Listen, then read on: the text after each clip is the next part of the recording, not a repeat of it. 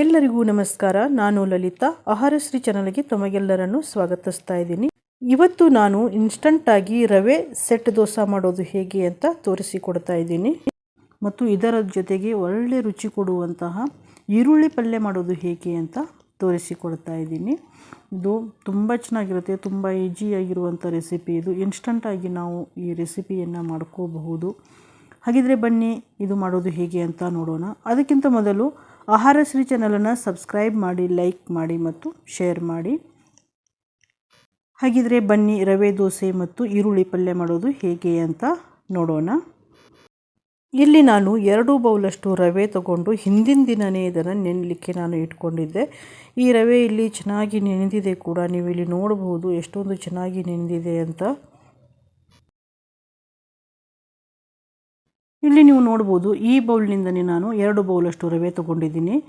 ಹಾಗೆಯೇ ಅರ್ಧ ಹೋಳು ಅಂದರೆ ಅರ್ಧ ತೆಂಗಿನಕಾಯಿ ಇಲ್ಲಿ ನಾನು ಕಾಯಿ ತುರಿಯನ್ನು ತೊಗೊಂಡಿದ್ದೀನಿ. ಇದು 3/4 ಬೌಲಷ್ಟು ಆಗಿದೆ. ಈಗ ನೆನೆಲಿಕ್ಕೆ ಇಟ್ಟಿರುವಂಥ ರವೆ ಮತ್ತು ಈ ಕಾಯಿ ತುರಿ ಎರಡನ್ನೂ ಸೇರಿಸಿ ನಾವು ಇದನ್ನು ರುಬ್ಬಬೇಕಾಗತ್ತೆ. ಇವಾಗ ಇಲ್ಲಿ ಮಿಕ್ಸಿ ಜಾರಿಗೆ ನಾನು ಕಾಯಿ ತುರಿ ಹಾಕ್ಕೊಂಡಿದ್ದೀನಿ. ಹಾಗೆಯೇ ಇಲ್ಲಿ ರವೆ ಕೂಡ ಹಾಕ್ತಾಯಿದ್ದೀನಿ. ಇದಕ್ಕೆ ಎಷ್ಟು ಬೇಕಾಗುತ್ತೆ ನೋಡಿಕೊಂಡು ನಾವು ನೀರನ್ನು ಹಾಕಿ ರುಬ್ಕೋಬೇಕು. ಬಹಳ ಒಮ್ಮೆಲೆ ನೀರು ಹಾಕಿ ರುಬ್ಬಾರ್ದು, ಸ್ವಲ್ಪನೇ ನೀರು ಸೇರಿಸಿ ರುಬ್ಬಬೇಕು. ಈಗ ಫಸ್ಟ್ ನಾವು ಮೊದಲಿಗೆ ಹೀಗೇ ರುಬ್ಕೊಳ್ಳೋಣ. ಆ ನಂತರ ನಾವು ಎಷ್ಟು ನೀರು ಬೇಕಾಗುತ್ತೆ ನೋಡಿಕೊಂಡು ಇದಕ್ಕೆ ನೀರು ಸೇರಿಸಿ ರುಬ್ಕೋಬೇಕಾಗತ್ತೆ. ಇವಾಗ ನೋಡಿ ಈ ರೀತಿಯಾಗಿ ಆಗಿದೆ. ಈಗ ಇದಕ್ಕೆ ನಾನು ಸ್ವಲ್ಪ ನೀರು ಸೇರಿಸ್ತಾ ಇದ್ದೀನಿ. ನೀರು ಸೇರಿಸಿ ಮತ್ತೊಮ್ಮೆ ಇದನ್ನು ರುಬ್ಕೊಳ್ತೀನಿ. ಇವಾಗ ಇದು ರುಬ್ಬಿ ಆಗಿದೆ. ಇವಾಗ ಇಲ್ಲಿ ನೀವು ನೋಡ್ಬೋದು ಈ ರೀತಿಯಾಗಿ ನಾನು ರುಬ್ಕೊಂಡಿದ್ದೀನಿ. ಈಗ ಇದನ್ನು ಒಂದು ಪಾತ್ರೆಗೆ ಟ್ರಾನ್ಸ್ಫರ್ ಮಾಡ್ತಾ ಇದ್ದೀನಿ. ಇದೇ ರೀತಿ ನಾನು ಎಲ್ಲ ರವನ್ನು ಇಲ್ಲಿ ರುಬ್ಬಿ ತೊಗೊಂಡಿದ್ದೀನಿ.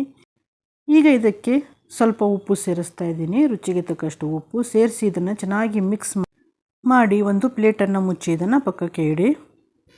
ಈಗ ಈ ದೋಸೆ ಜೊತೆಗೆ ಒಳ್ಳೆ ರುಚಿ ಕೊಡುವಂತಹ ಒಂದು ಪಲ್ಯನ ನಾವು ರೆಡಿ ಮಾಡ್ಕೊಳ್ಳೋಣ. ಇಲ್ಲಿ ಗ್ಯಾಸ್ ಮೇಲೆ ಒಂದು ಪಾತ್ರೆ ಇಟ್ಕೊಂಡಿದ್ದೀನಿ. ಆ ಪಾತ್ರೆಗೆ 3 ಟೇಬಲ್ ಸ್ಪೂನಷ್ಟು ಎಣ್ಣೆ, 1/4 ಟೀ ಸ್ಪೂನಷ್ಟು ಇಲ್ಲಿ ಸಾಸಿವೆ ಸಿಡಿದಾದ ಮೇಲೆ ನಾನು ಇದಕ್ಕೆ 1/4 ಟೀ ಸ್ಪೂನಷ್ಟು ಜೀರಿಗೆ, ಹಾಗೆಯೇ 1/4 ಟೀ ಸ್ಪೂನಷ್ಟು ಕಡಲೆಬೇಳೆ, 1/4 ಟೀ ಸ್ಪೂನಷ್ಟು ಉದ್ದಿನಬೇಳೆ ಇದನ್ನು ಸೇರಿಸಿ ಸ್ವಲ್ಪ ಫ್ರೈ ಮಾಡ್ಕೊಂಡಿದ್ದೀನಿ. ಹಾಗೆಯೇ ಇಲ್ಲಿ ದೊಡ್ಡ ಈರುಳ್ಳಿ ಒಂದು 5 ತೊಗೊಂಡಿದ್ದೀನಿ. ಇದು ಚೆನ್ನಾಗಿ ಇದನ್ನು ಈ ರೀತಿಯಾಗಿ ನೋಡಿ ಈ ರೀತಿಯಾಗಿ ಬಿಡಿ ಆಗಬೇಕು. ಆ ರೀತಿಯಾಗಿ ಮಾಡಿಕೊಂಡು ಇದನ್ನು ಚೆನ್ನಾಗಿ ಫ್ರೈ ಮಾಡ್ಕೋಬೇಕಾಗತ್ತೆ.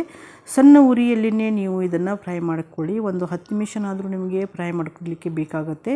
ಹಾಗೆಯೇ ನಾನು ಇಲ್ಲಿ ಕರಿಬೇವು 1 ಕಡ್ಡಿ ಮತ್ತು 4 ರಿಂದ 5 ಹಸಿಮೆಣಸಿನ್ಕಾಯಿಯಲ್ಲಿ ಸೇರಿಸಿದ್ದೀನಿ. ಖಾರ ನೋಡಿಕೊಂಡು ನೀವು ಹಸಿಮೆಣಸಿನ್ಕಾಯಿಯನ್ನು ಹಾಕ್ಕೊಳ್ಳಿ. ಎಲ್ಲ ಈರುಳ್ಳಿ ಬಿಡಿ ಆದ ನಂತರ ಇದರ ಮೇಲೆ ಒಂದು ಪ್ಲೇಟನ್ನು ಮುಚ್ಚಿ ನೀವು 2 ರಿಂದ 3 ನಿಮಿಷ ಸಣ್ಣ ಉರಿಯಲ್ಲಿನೇ ಬೇಯಿಸ್ಕೊಳ್ಳಿ. ಅಂದರೆ ಈರುಳ್ಳಿ ಚೆನ್ನಾಗಿ ಬೇಯುತ್ತೆ. ಈ ರೀತಿ ಮಾಡೋದ್ರಿಂದ ನಾವೇನು ಇಲ್ಲಿ ಈರುಳ್ಳಿ ಹಾಕಿದ್ದೀವಿ ಅಲ್ಲ, ಇದಕ್ಕೆ ಎಷ್ಟು ಬೇಕಾಗತ್ತೆ ನೋಡಿಕೊಂಡು ಅಷ್ಟೇ ನೀವು ಉಪ್ಪನ್ನು ಸೇರಿಸಿ. ಹೆಚ್ಚು ಉಪ್ಪು ಹಾಕ್ಲಿಕ್ಕೆ ಹೋಗಬೇಡಿ. ಸ್ವಲ್ಪ ಉಪ್ಪು ಹಾಕ್ಕೊಂಡು ಇದನ್ನು ಫ್ರೈ ಮಾಡಿ. ಮತ್ತು ಅದಕ್ಕೆ ನೀರು ಹಾಕದೇನೆ ಹಾಗೆಯೇ ನಾವು ಈ ಪಲ್ಯನ ಮಾಡ್ಕೋಬೇಕು. ಮತ್ತೆ ಇದರ ಮೇಲೆ ಪ್ಲೇಟನ್ನು ಮುಚ್ಚಿ ಬೇಯಿಸ್ಕೊಳ್ಳಿ 2 ರಿಂದ 3 ನಿಮಿಷ. ಈ ರೀತಿ ಮಾಡಿ ಮಧ್ಯದಲ್ಲಿ ನೀವು ಇದನ್ನು ಕೈ ಆಡಿಸ್ತಾ ಇರಬೇಕು, ಇಲ್ಲಾಂದರೆ ತಳ ಹಿಡಿಯುತ್ತೆ. ನಾವು ಪ್ಲೇಟನ್ನು ಮುಚ್ಚಿ 2-3 ನಿಮಿಷ ಬಿಡೋದ್ರಿಂದ ಈರುಳ್ಳಿ ಚೆನ್ನಾಗಿ ಬೇಯುತ್ತೆ. ಇವಾಗ ಈರುಳ್ಳಿ ಕೂಡ ಚೆನ್ನಾಗಿ ಬೆಂದಿದೆ. ಇದಕ್ಕೆ 1/4 ಟೀ ಸ್ಪೂನಷ್ಟು ಅರಿಶಿನ ಮತ್ತು 1 ಮೀಡಿಯಮ್ ಸೈಜ್ ಟೊಮೆಟೊನ ನಾನಿಲ್ಲಿ ಚಿಕ್ಕದಾಗಿ ಕಟ್ ಮಾಡಿ ಹಾಕಿ ಇದನ್ನು ಚೆನ್ನಾಗಿ ಮಿಕ್ಸ್ ಮಾಡ್ಕೊಳ್ತಾ ಇದ್ದೀನಿ. ಹಾಗೆಯೇ ಮತ್ತೆ ಸ್ವಲ್ಪ ಇದಕ್ಕೆ ನಾನು ಉಪ್ಪು ಸೇರಿಸ್ತಾ ಇದ್ದೀನಿ. ಉಪ್ಪು ಸೇರಿಸಿ ಇದನ್ನು ಚೆನ್ನಾಗಿ ಮಿಕ್ಸ್ ಮಾಡ್ಕೊಳ್ಳಿ. ಮಿಕ್ಸ್ ಮಾಡಿಕೊಂಡು ಇದರ ಮೇಲೆ ಪ್ಲೇಟನ್ನು ಮುಚ್ಚಿ ಇದನ್ನು ಬೇಯಲಿಕ್ಕೆ ಬಿಡಿ. ಇವಾಗ ಈ ಕಡೆ ನಾವೇನು ಹಿಟ್ಟು ರುಬ್ಬಿ ಏನಿಟ್ಟಿದ್ವಿ ಅಲ್ಲ, ರವೆಯನ್ನು ರುಬ್ಬಿ ಏನಿಟ್ಟಿದ್ವಿ ಅಲ್ಲ ಅದನ್ನು ನೋಡೋಣ ಇಲ್ಲಿ. ಈಗ ಇದಕ್ಕೆ 1/4 ಟೀ ಸ್ಪೂನಷ್ಟು ಅಡುಗೆ ಸೋಡಾ, ಅರ್ಧ ನಿಂಬೆಹಣ್ಣು ಹಿಂಡ್ತಾ ಇದ್ದೀನಿ. ಇದನ್ನು ಚೆನ್ನಾಗಿ ಮಿಕ್ಸ್ ಮಾಡ್ಕೊಳ್ಳಿ. ಇವಾಗ ನೋಡಿ ಇಲ್ಲಿ ಚೆನ್ನಾಗಿ ಮಿಕ್ಸ್ ಮಾಡ್ಕೊಳ್ಳಿ. ನಿಮಗೆ ಬೇಕು ಅಂತ ಅನಿಸಿದರೆ ನಿಮಗೆ ಮತ್ತೆ ಇಲ್ಲಿ ಸ್ವಲ್ಪ ನೀರನ್ನು ಹಾಕಿ ಕೂಡ ನೀವು ಮಿಕ್ಸ್ ಮಾಡ್ಕೋಬಹುದು. ಒಂದು ದೋಸೆ ತೆಗೆದ ನಂತರ ನಿಮಗೆ ಗೊತ್ತಾಗುತ್ತೆ ಎಷ್ಟು ನಾವು ನೀರು ಹಾಕಬೇಕು ಇದಕ್ಕೆ ಅಂಥೇಳಿ. ಆವಾಗ ನೀವು ನೀರನ್ನು ಸೇರಿಸಿ ದೋಸೆಯನ್ನು ಮಾಡ್ಕೋಬಹುದು. ಇವಾಗ ನೋಡಿ ಇಲ್ಲಿ ನಾವೇನು ಮುಚ್ಚಿಟ್ಟಿದ್ದೀವಿ ಅಲ್ಲ ಈರುಳ್ಳಿ ಪಲ್ಯ ಇದು ಕೂಡ ಇಲ್ಲಿ ಆಗಿದೆ. ತುಂಬ ಚೆನ್ನಾಗಿ ಕಲರ್ ಕೂಡ ತುಂಬ ಚೆನ್ನಾಗಿ ಬಂದಿದೆ. ಟೇಸ್ಟು ಕೂಡ ಸೂಪರ್ ಆಗಿರುತ್ತೆ. ಒಂದ್ಸಲ ಈ ರೆಸಿಪಿಯನ್ನು ನೀವು ಕೂಡ ಟ್ರೈ ಮಾಡಿ ಮತ್ತು ಹೇಗಿದೆ ಅಂತ ಕಮೆಂಟ್ ಕೂಡ ಮಾಡಿ. ಈಗ ಇದಕ್ಕೆ ನಾನು ಸ್ವಲ್ಪ ಕೊತ್ತಂಬರಿ ಸೊಪ್ಪನ್ನು ಸೇರಿಸಿ ಇದನ್ನು ಮಿಕ್ಸ್ ಮಾಡ್ಕೊಳ್ತಾ ಇದ್ದೀನಿ.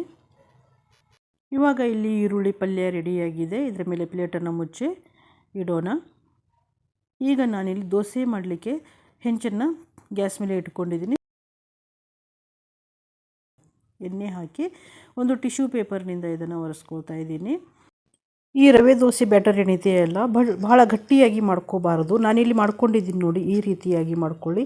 ಈ ರೀತಿ ಮಾಡ್ಕೊಳ್ಳೋದ್ರಿಂದ ದೋಸೆ ತುಂಬ ಚೆನ್ನಾಗಿ ಬರುತ್ತೆ. ಸೆಟ್ ದೋಸೆ ಮೆತ್ತಗೆ ತುಂಬ ಚೆನ್ನಾಗಿ ಬರುತ್ತೆ. ಇವಾಗ ಇಲ್ಲಿ ನೀವು ನೋಡ್ಬೋದು ಯಾವ ರೀತಿ ಜಳಿ ಜಳಿ ಥರ ಬರ್ತಾ ಇದೆ, ಜೇನುಗೂಡಿನ ಥರ ಎಷ್ಟು ಚೆನ್ನಾಗಿ ಬರ್ತಾ ಇದೆ. ಇದರ ಮೇಲೆ ಪ್ಲೇಟನ್ನು ಮುಚ್ಚಿ ನೀವು ಬೇಯಿಸ್ಕೊಳ್ಳಿ. ಬೇಯಿಸ್ಕೊಂಡಾದ ನಂತರ ಮೇಲ್ಗಡೆ ಮತ್ತೆ ನಿಮಗೆ ಎಣ್ಣೆ ಅಥವಾ ತುಪ್ಪನ ನೀವು ಹಾಕ್ಕೊಂಡು ಇದನ್ನು ಬೇಯಿಸ್ಕೋಬಹುದು. ನಾನಿಲ್ಲಿ ತುಪ್ಪ ಹಾಕಿ ಎರಡೂ ಕಡೆಯಿಂದ ಚೆನ್ನಾಗಿ ಬೇಯಿಸ್ಕೊಳ್ತಾ ಇದ್ದೀನಿ. ಈ ದೋಸೆ ಈರುಳ್ಳಿ ಪಲ್ಯ, ಕಾಯಿ ಚಟ್ನಿ ಅಥವಾ ಆಲೂಗಡ್ಡೆ ಪಲ್ಯದ ಜೊತೆ ತುಂಬ ಚೆನ್ನಾಗಿರುತ್ತೆ ತಿನ್ನಲಿಕ್ಕೆ. ನೀವು ಇಲ್ಲಿ ನೋಡ್ಬೋದು ಈ ರೀತಿಯಾಗಿ ನಾನು ಬ್ಯಾಟರನ್ನು ಮಾಡ್ಕೊಂಡಿದ್ದೀನಿ. ಇಲ್ಲಿ ರವೆ ಸೆಟ್ ದೋಸೆ ರೆಡಿಯಾಗಿದೆ. ಈಗ ಇನ್ನೊಂದು ನಾನಿಲ್ಲಿ ಸೆಟ್ ದೋಸೆನ ಹಾಕಿ ನಿಮಗೆ ತೋರಿಸ್ತಾ ಇದ್ದೀನಿ. ಹಾಕ್ತಿದ್ದಂಗೆ ನೋಡಿ ಯಾವ ರೀತಿಯಾಗಿ ನಿಮಗೆ ಇಲ್ಲಿ ಜಳಿ ಜಳಿ ಥರ ಬರ್ತಾ ಇದೆ. ಸೆಟ್ ದೋಸೆ ಸೂಪರ್ ಆಗಿರುತ್ತೆ. ಹಿಂದಿನ ದಿನ ರಾತ್ರಿ ನಾವು ರವೆ ನೆನೆಸಿಟ್ಕೊಂಡ್ರೆ ಇನ್ಸ್ಟಂಟಾಗಿ ಈ ದೋಸೆಯನ್ನು ನಾವು ಮಾಡ್ಕೋಬಹುದು.